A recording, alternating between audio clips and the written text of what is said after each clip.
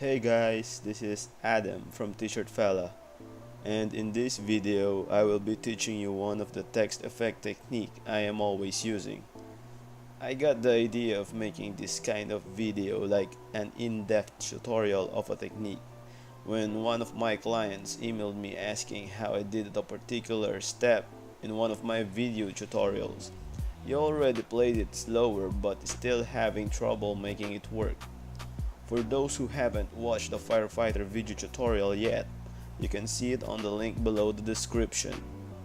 The difference of this video from the typical videos I have uploaded is that it's a lot shorter since it's just a specific technique, so I can narrow down the explanation.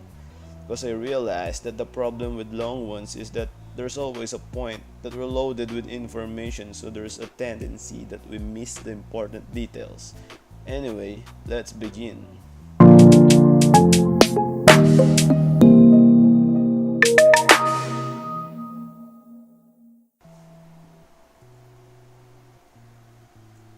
So here is the request I got from my client. Let's go in depth on this one. Basically, this only works on fat and bold fonts because we are adding details inside the font. So we need a bigger container for the detail. Do not use this on thin and cursive fonts as it would look weird and overdone. So I will be using the word firefighter like it is seen on the tutorial, and maybe I will be using impact font so everyone has an access to it.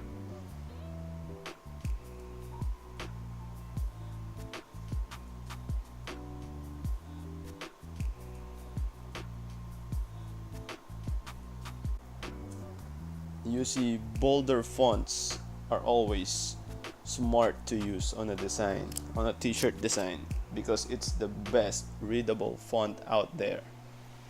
But using bold fonts is boring.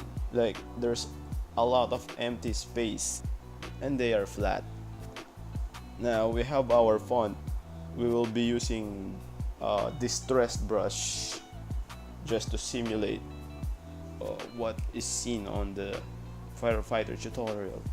This brush is included on the package of the video tutorial. If you haven't got it yet, there's the link on the description. You can check it out. Now we will be using a new layer so we can put the brush on that new created layer. Just click the brush over your layer and be careful not to drag it, because dragging this brush will leave a weird texture, like it's blurred. So I'm carefully just clicking it over the layer. Let's see. So let's change this font color to yellow just like on the video.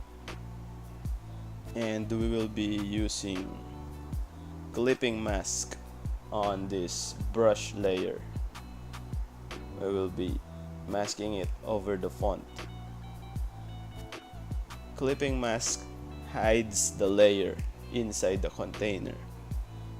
Just right click over your layer and create clipping mask, and it will be masked on the layer below it.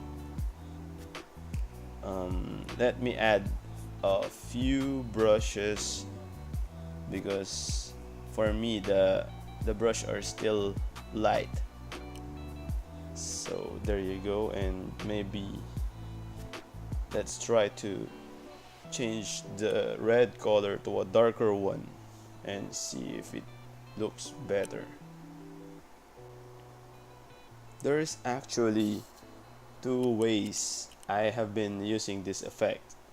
As you can see, it adds detail on a boring bold font, making it pop out more rather than just a flat color.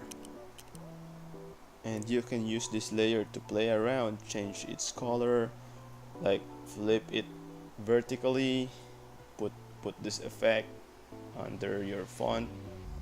You can play around with this layer and it will not go anywhere because it is clipped inside our text layer. So let me show you the second way of using this effect. We will be putting an inside stroke to this text layer we have.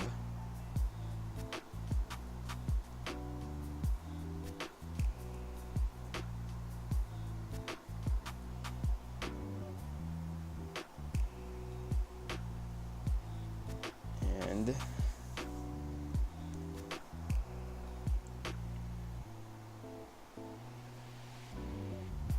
now we will be adding a stroke inside this layer. Make sure you choose inside stroke, and let me change this color to blue so I can see it on my background. And play with the thickness. There you go, little more. Yep. Now let's see how it goes. Just drag it down and mask it. Clipping mask. Create clipping mask over the text layer. Yep. And now it's time to change our stroke color to our font color.